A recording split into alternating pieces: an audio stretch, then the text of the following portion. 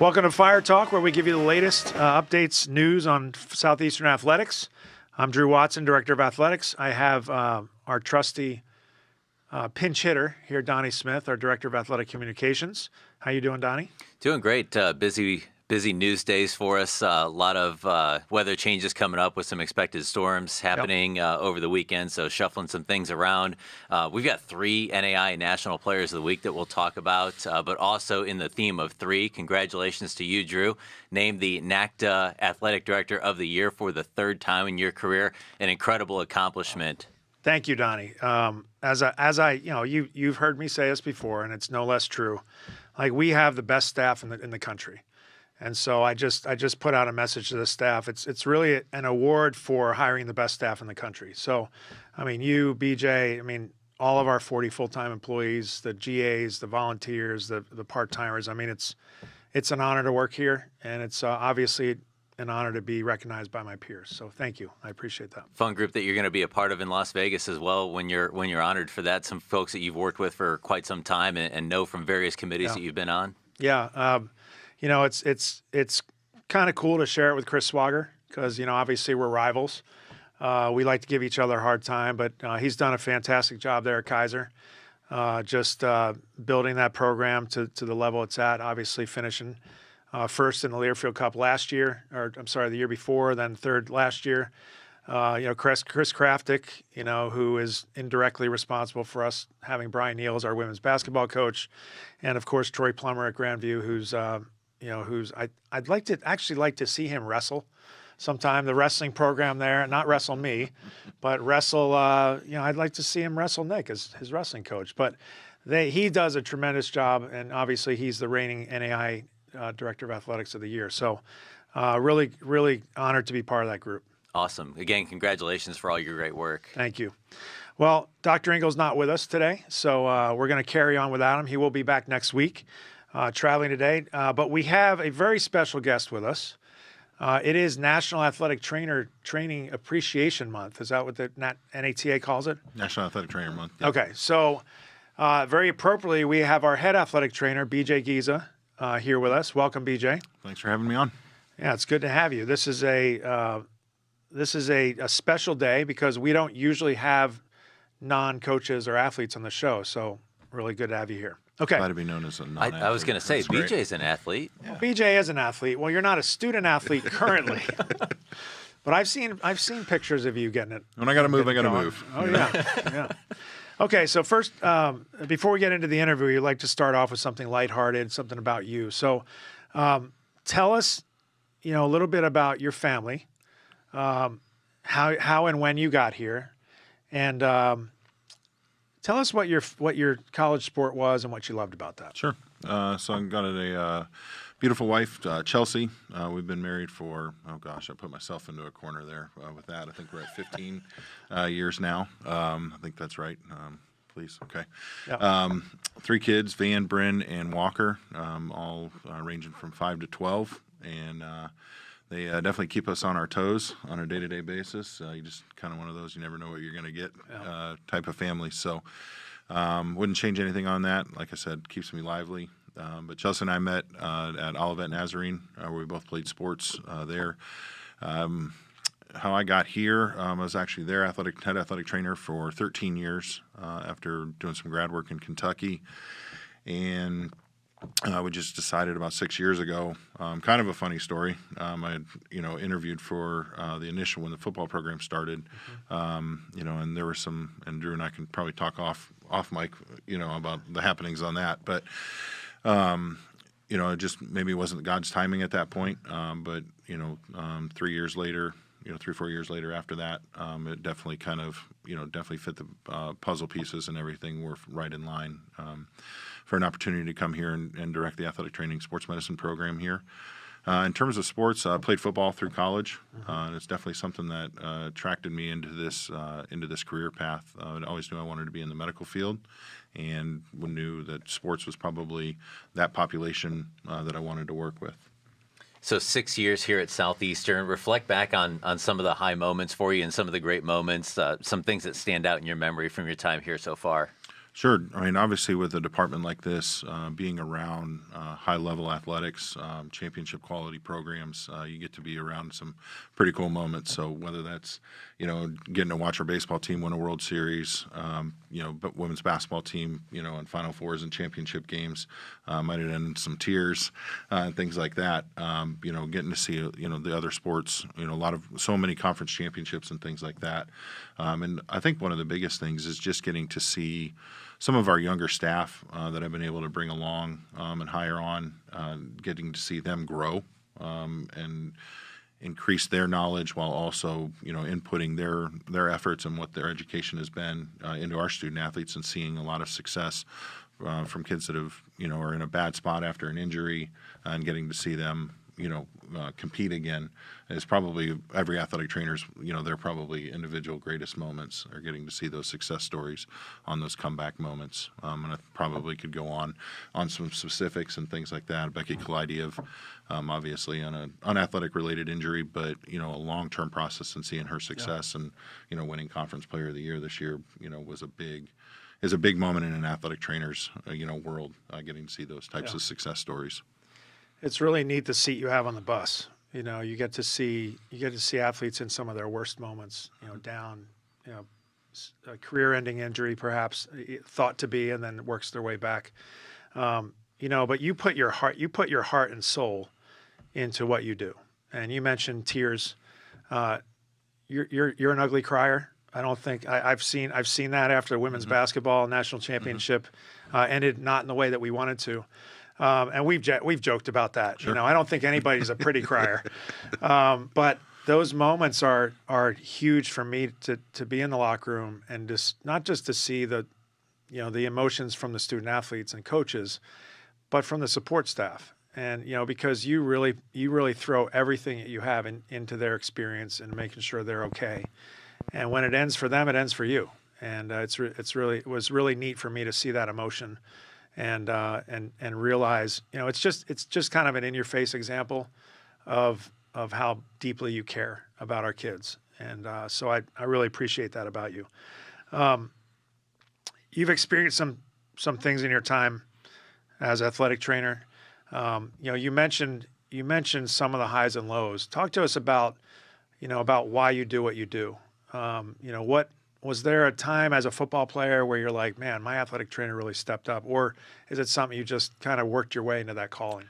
Well, I think, the calling part of it probably fits better. I actually didn't ever get injured. I think I missed one practice in my entire college career. So it wasn't the story of, I was always injured. And when I interview athletic trainers, that's a lot of times like, well, I figured I'd just jump into that profession because I was in the training room so much. I actually avoided it at all costs.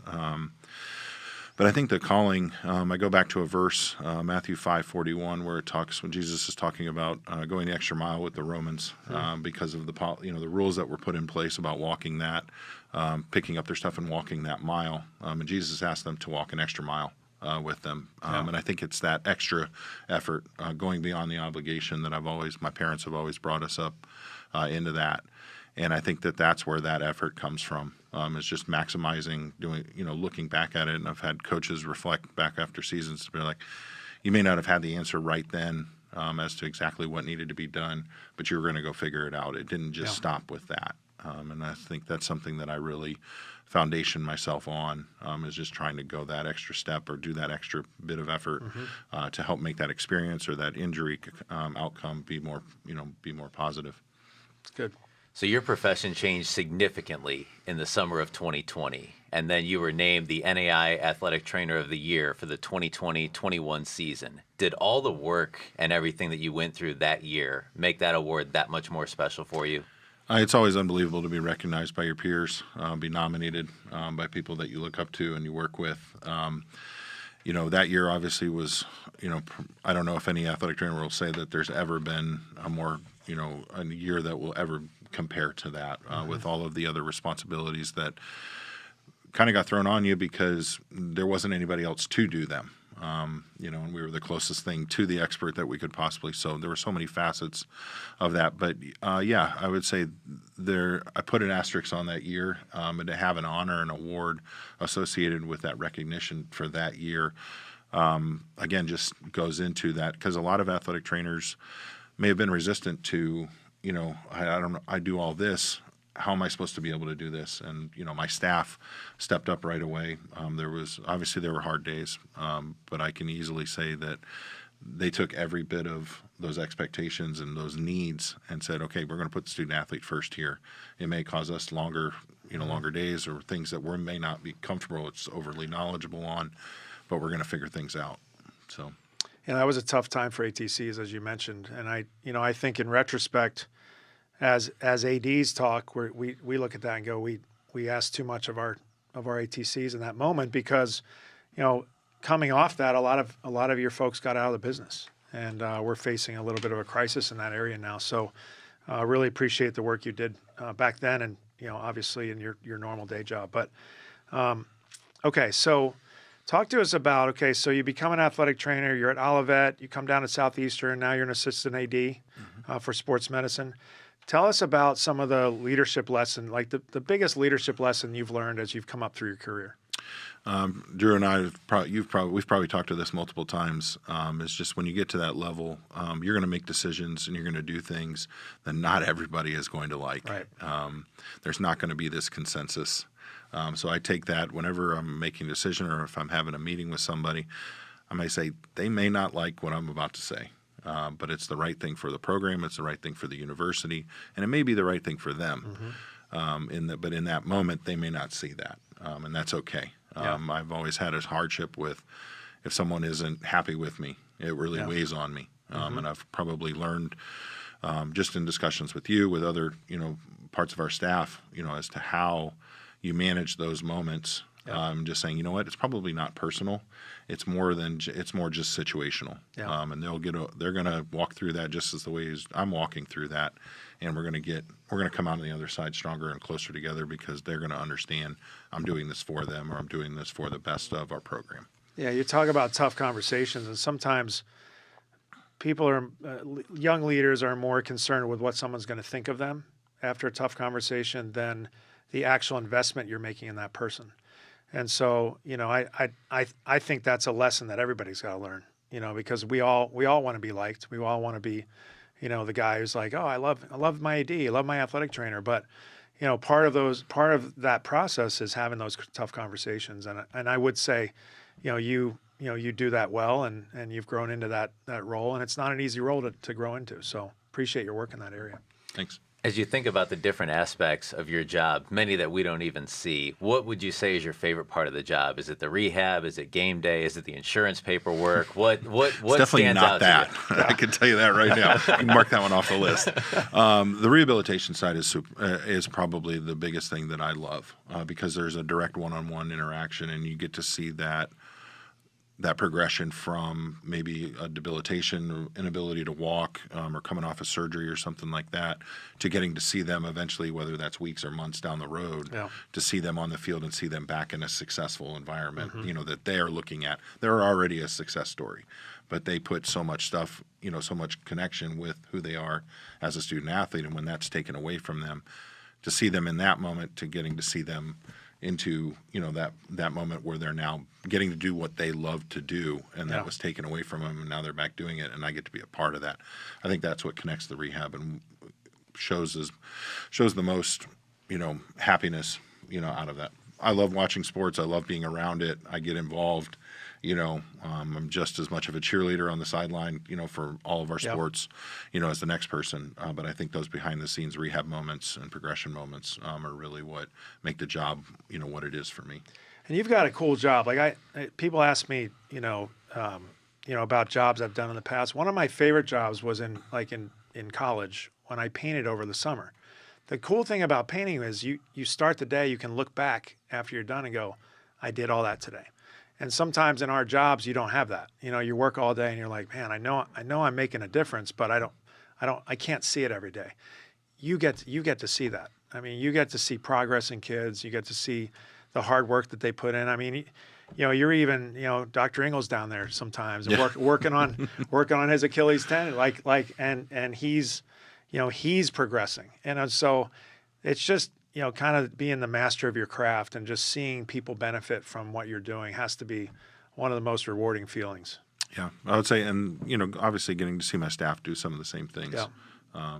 Popping in the training room, in different spaces and just seeing kids, working directly with our staff. I know that we're making a difference. Yeah. That's really cool. So it is a really cool thing. So like we said, before you've been with Fire Athletics for 6 years. Tell us about the community here at SEU, what you enjoy about it. I think everybody's just down to earth. Everybody's real. And I think that's what I really love. Everybody I know is working towards an ultimate goal of winning, both on and off the field. But we put so much effort into those different areas of winning. Yeah. But it's definitely something where there's none of that blind side. There's none of that cloak and dagger type atmosphere. You're not walking around wondering, is somebody doing something that's undercutting you or anything like that. Everybody has the same mission. And I think one of the biggest things that I found when I came here is the reliance on the sports medicine staff. They look to our support staff, whether that's athletic communications, whether that's game ops, whether that's the medical side. They know that those things make their programs better. Yeah. And they truly invest and they care about us. I used to never get asked like, "Hey, we're going to move practice," or "Hey, we're going to do this." Yeah. And it used to really frustrate me because not just because of the time change or those types of things, but it's just okay. I'm not being involved. I'm not a connection to that team. That I'm working with. And since the day I stepped on campus, that has been very clear that is a big priority to all of our coaches, is to have that investment in us just as much as they want the investment from us to them. It's good. You've spent time with just about every team on campus. How do you navigate the different seasons and the different needs of the athletes and the teams that you deal with? Day by day, Donnie. Just day by day. I've got 2 calendars that sit in my office, and there are definitely weeks where I don't want to look up. But I think knowing that I have a staff that is very independent, and that I've hopefully led them to a point where they can handle those sports that they've been assigned to or the coverage that are needed that week, and to know that I'm not having to, because I used to be that person that would always jump over to this field, check on this, even though there was a staff member there. Yeah. I used to work with a lot of very young professionals in a graduate assistant role, where now I'm working primarily with full-time athletic trainers that have, that know what they're doing. Yeah. And I have the trust that they know what they're doing. So I think it lightens my load a lot on the anxiety side of, like, if I'm anxious in that situation, it's because I haven't either prepped them or there's something that they've done that causes me not to trust them. And I don't feel that way, with my staff. So yeah. I think those overlapping, those crossover seasons, yes, they're hard because of hours, but I don't think they're hard, to get through, because we do have a staff that is knowledgeable and knows what they're doing, and all have the same goals and mindsets, to help make sure that we're properly caring for Fire Athletics, and that we're getting to a spot where, we're not having to, kind of look over our shoulder and say, okay, do we have the right coverage here, or anything like that. So makes it a lot easier on my part. They make me look good. Well, I want to thank you for being here. I think one of the biggest compliments that I've gotten from an up leader in my career is you were a good decision, and God brought you here, and you've done a tremendous job. You talk about your staff. You hired your staff, and so you're very intentional about who you hire and how you invest in them, and how you invest in our student athletes. And we are a better athletic department because you are on staff. So thank you. I appreciate it. Yep. Don't want to be anywhere else. So we don't want you anywhere else. So don't go anywhere. Thanks for being here. Yep. Thank you. Peterson & Myers takes pride in the accessibility of their experienced attorneys and in the thoughtful and innovative manner they solve problems for clients. In addition to legal skills, Peterson & Myers are personally and deeply involved in the communities in and around Polk County. Peterson & Myers, PA, an official partner of Fire Athletics. All right, Donnie, let's get into it. Let's get into what's going on right here. Let's start off with women's basketball. They traveled to New Orleans. I should say we traveled to New Orleans. We got to go too. I got to double as bus driver. That's not a short journey, but you went. Brittany Keller went. We traveled with the team. So opening round the NAI National Tournament. Yeah, I think I got about 15 minutes more of naps than you did during that trip, so appreciate your services there. Definitely one of the unique parts of small college athletics is the other duties as assigned part on the job Absolutely. description. So appreciate the servant leadership there. Really a neat opportunity to head to New Orleans, a rematch of sorts, a team that we played earlier in the season in Loyola. They were coming off of, that was their third game in 48 hours, including a game against Angel Reese and Haley Van Lith and company in Baton Rouge. So we kind of knew, and Southeastern was missing some piece in that game, so you knew it was going to be a completely different contest. Yep. I thought Coach Neal and Coach Hartzler had a great game plan. I thought we executed it really well. There was just going to be a real narrow margin in that contest. And unfortunately, the ball didn't bounce our way. Had to play a lot of zone on defense. And as a basketball coach, you know how difficult it is to rebound when you're coming out of a zone. It is. The turnovers were about even. Unfortunately, it seemed like Loyola capitalized on just about every one of them. And when you look at the second chance points and the points off turnovers, I think that was basically the difference in the game. The effort was definitely there. I was really impressed with the way that we played. Probably had two of our best quarters of the season when you look back at the first half, but unfortunately just kind of ran out of steam, and those few mistakes that they made kind of caught up to them. Yeah, I mean, it was one of the more competitive games in the opening round. You know, when you looked at the entirety of the 32 games, and it was an entertaining basketball game. I mean, there wasn't a minute you could look away, you know, because the action was so good. I believe we have some clips. Yeah, let's take a look back. Really impressed by the way that Becky Kalaidiev played. You heard BJ talk about her and just the effort to come back and be the Conference Player of the Year. She had a stellar effort here once again, leading the team. What was interesting is I think a lot of people keyed on Kiki Brightsman, who you see at the top of the key there, coming off the big week in the conference tournament. But then you forget that the Fire actually have some pretty good guard play as well, tough to catch up with. Becky with an old-fashioned three-point play there. And then another highlight from Becky bringing the ball up, and just some good ball movement and good movement without the ball on this play, I thought. She gets to the baseline. And then a good individual effort to finish it. Yeah, she's so instinctive, and you know, we've mentioned a couple times, but coming back from, you know, being told she'd never play basketball again, you know, to watching this and the Sun Conference MVP, I mean, just phenomenal. And you know, I would say, you know, watching that team, you know, watching that game, it's tough to win in you know, in the playoffs on somebody else's court. Yeah. And you know, but they fought. They had a good game. Now, I will mention, you know, we talked about it. We were in PJ's, you know, PJ's Coffee House, you, me, and Brittany, doing some work on Friday morning, and in comes the team. You know, they have their coffee, they leave, but the 5 players are left, and they're just sitting at a table together. And I was talking to Coach Neal about this today because I hadn't told him yet. But so I'm sitting there, I'm doing work, and I'm catching their conversation, and they're talking about, you know, if my defender goes under the screen, I'm going to do that. If she goes over the screen, I'm going to do. And like, I coached 15 years. I never overheard a conversation at a restaurant where my players were talking about X's and O's. And so, you know, just, you know, these players, at least the ones at the table, are putting in, you know, some extra effort thinking through the game in moments when, you know, there was no coach in the restaurant. It wasn't like he said, "Hey, stay here for 10 minutes and talk about screens." You know, it just shows the level of you know, in just investment they have in what they're doing.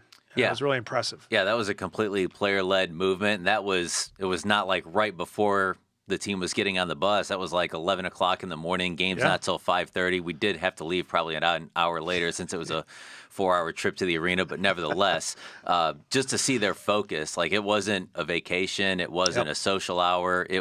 We were there for a business trip. And I think that's kind of the part that stinks the most. You lost to a team that's in the round of 16. They're going to be playing in Sioux City tomorrow. Yeah. But nevertheless, you had a chance, played really well, and you're right in that game. So just an incredible effort by a group that was seeded 11th going into that game and really gave it everything they could.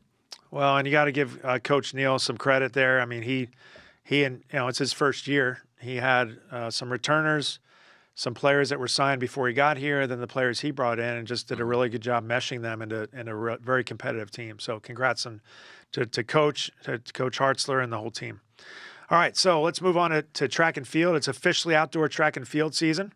What do we got going on there? Yeah, it's always nice to kind of transition into outdoor season. I think that's kind of, despite having an indoor national championship, I think this is kind of how the team lines up best in outdoor track and field.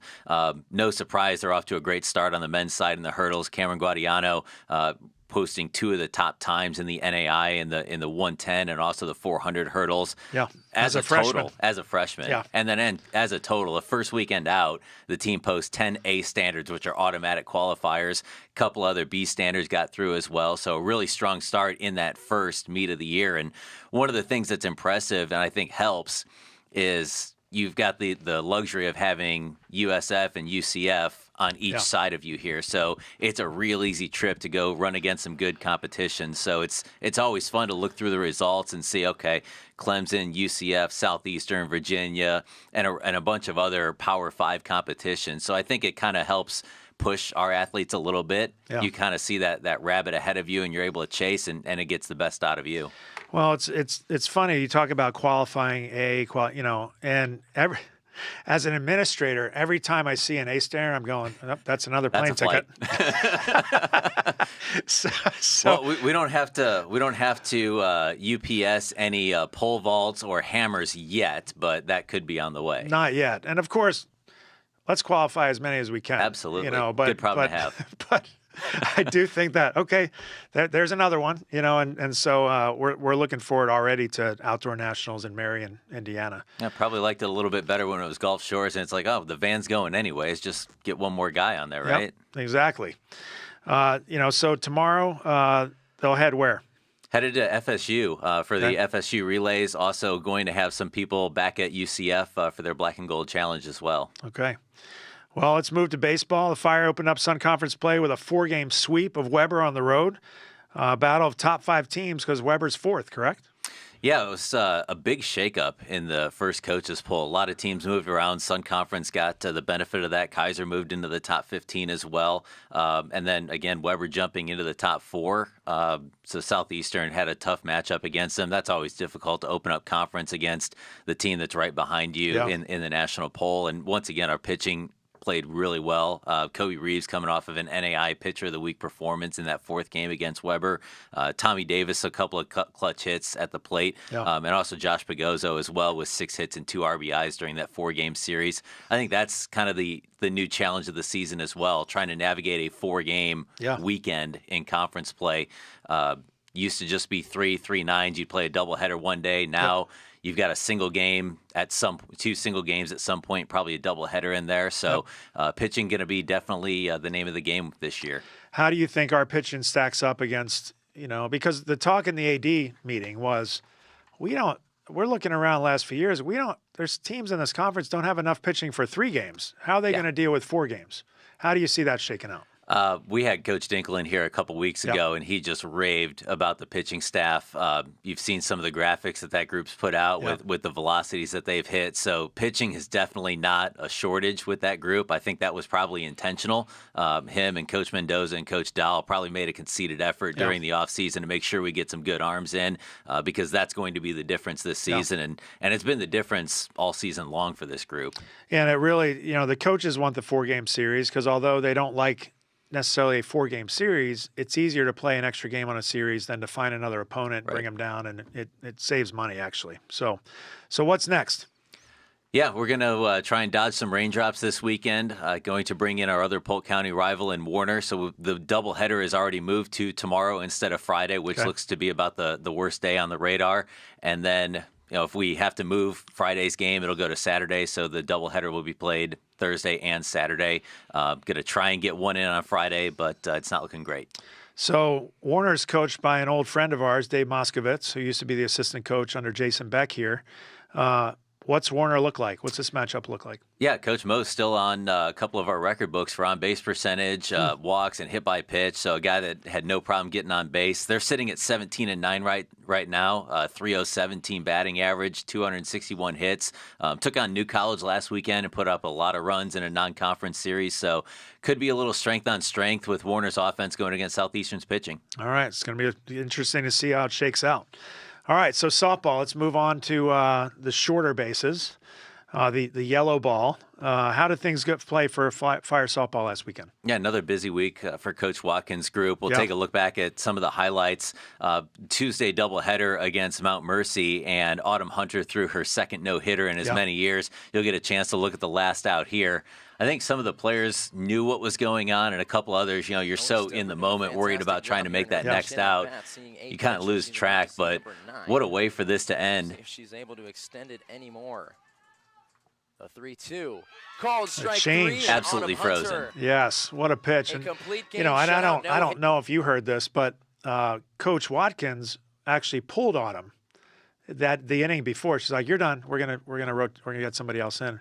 And so, as Coach tells it, she goes out and she coaches third base. She runs back in, and Autumn's just kind of standing there with her glove. She's like, "What? Like She's like, "Coach, I'm throwing a no-hitter." Oh, okay, get out there. And that's just Coach. She's just so focused on the game and each pitch that she didn't realize it. Well, and what I said to Coach was, like, doesn't Autumn know, like, recognizing that is actually taboo in baseball, softball, I think right? when you announce it, it's probably not good, but I mean, it also depends. Like, she's been in that position before. She threw one last year against Florida Memorial. Yeah. So the fact that you've kind of become accustomed to it, you start to realize it a little bit more, and you're just more comfortable in that situation. And it's right up there on the scoreboard, right? Right. You're looking, oh, there's a goose egg there, But I thought that was a funny coach-player moment. Coach, please, like. Let me finish. So conference play started. Yeah. Open up conference play with St. Thomas. They came in 17-1 on the season. Played a lot of games at Space Coast and some other games from teams traveling down during spring break. So it was kind of hard to gauge how good they were. I think we got our answer. They're quite solid. Yeah. I thought Southeastern played pretty well at the plate, hit the ball really well. Chapel Cunningham, as we take a look at another highlight, they didn't get her out last week during the series. She was 10 for 10 and also reached in her first 4 at-bats during the doubleheader. So went 14 for 14 in one span. And really, you'd think she might have a little bit more sympathy for shortstops. That's about the worst position to be against Chapel, because she's either going to hit that high hop against you and you're just going to kind of wait for the ball to come down and she's already down the line at that point, or she's hitting it right over your head. What's tough is the slappers that Southeastern has. Teams want to play up against, but they also all have the power to hit it right over your head, as you saw she did there. You couldn't have thrown that ball any better into that spot. That's phenomenal. So they also played this past Monday, correct? Yeah, had a game on Monday against St. Ambrose.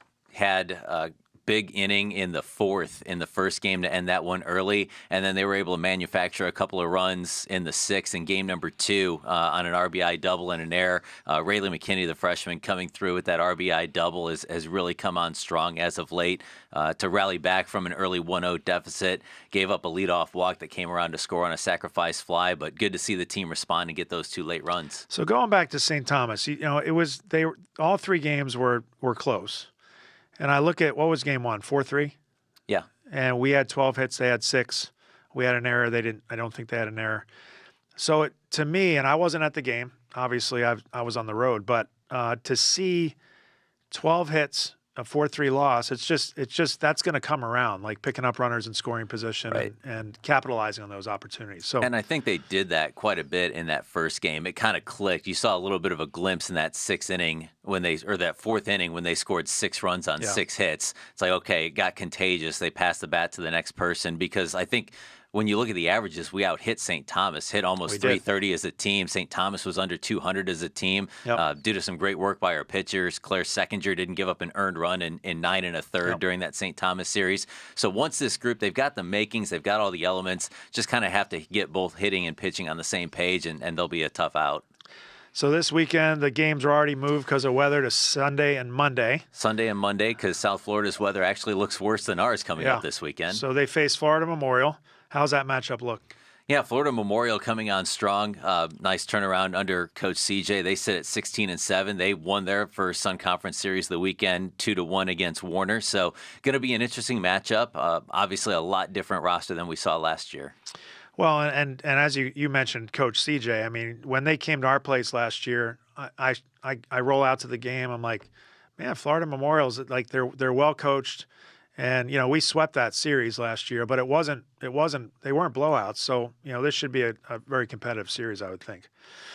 All right, beach volleyball. They head to Gulf Shores this weekend in Alabama, correct? Yeah, 3 matches coming up this weekend against William Carey, Mobile, and Loyola. 2 on Friday and 1 on Saturday. Did you have some other volleyball news that you might want to pass around to our loyal listeners? Yeah, so we just hired our indoor coach. Amanda Phelps was introduced to the team yesterday, so spent half hour or so with them, getting to know them a little bit. So really excited about Coach Phelps and the job that she's going to do here, and appreciate your work, the work of Brittany Keller to team up and find the right person. So very pumped for the fall to see what happens with that program. So are these matches this weekend are big for playoff position, or to make it or not make it? Yeah, where are we at? These are 3 of our last 4 Sun Conference matches, so definitely need to pick up a couple of these to stay in the hunt. All right. Well, tennis. What about the tennis teams? They had a busy spring break. How are they doing now? How about a couple of wins over Division I teams? Yeah. The men's and women's teams both beat Colgate, Division I team. You'll hear about them. Their men's basketball teams in the brackets of 64, which start up tomorrow. So to be able to knock off a name brand like Colgate, pretty exciting for Coach Dickens. Mark Griffin is the NAI Men's Tennis Player of the Week, and Ingrid Montserrat is the NAI Women's Tennis Player of the Week, because you also work in a big win against Ave Maria in Sun Conference play during the week. No, that's phenomenal. They beat St. Joseph's during spring. Yeah. The men did during spring break, and being from Philly, they say the hawk never dies. At St. Joe's. That one did. That one was not a good day for the Hawks. That's not a protected species, is it? I don't think it is. Okay. At least not in Philly. Perfect. We have clips of tennis. Yeah, we do. We can take a look at some of the action on Saturday. Here's Ingrid, our conference player of the week, putting a ball in a position where the opponent couldn't get to it. And a couple of good looks from Mark, opponent sending that one wide to come away with a big win against Ave Maria. Now they have what's up next? Yeah, again, they're going to be moving some matches around. So the St. Thomas match, which was scheduled for Friday, is going to move 2 weeks from now, I believe, into April. Okay. And then a couple of top 10 matches. Kaiser, a team that you'd expect to contend for the national championship on both sides. And then Xavier, Louisiana, is making the trip over to play us, St. Thomas, and Kaiser as well. So a good matchup there against a team that's usually contended for a title as well. Well, I would think they'd be ready. I mean, the coach has had them playing. I mean, they're in shape. They're ready to go. And so it's going to be a big weekend. Looking forward to it. I think the schedule this year that Coach Dickens has put together is starting to look a little bit more like some of the schedules that Kaiser and Georgia Gwinnett have put together in the past, to where there's been times where you look at that top 25 poll and some of the teams are 0-3. And it's like, how is this team in the top 5? And you look at their schedule, it's like, well, they played 2 Division I teams and the number 1 team. He hasn't shied away from anybody. I don't think they're afraid to lose. I think they view it as learning opportunities to get out there. And that way it's not a shock when you're in the national semifinal like they were last year against Georgia Gwinnett. You've seen that player. You know how they hit. You're familiar with that. It isn't a total shock because they've played Georgia Gwinnett in the regular season. They've played in the quarters and the semifinals of the indoor championship and ITA. You're going to see Xavier for the second time this season on the women's side. So all of a sudden those matches in Mobile aren't such a little bit of a culture shock. Yeah. So, when you talk to Coach Dickens, I think he's done a really good job of setting high expectations within the rosters, like within the teams, because even when they win, if they don't play well, they recognize it. We won today, but we just were off. And when you have a team that recognizes that, like we were talking about with the women's basketball players, you're thinking the game.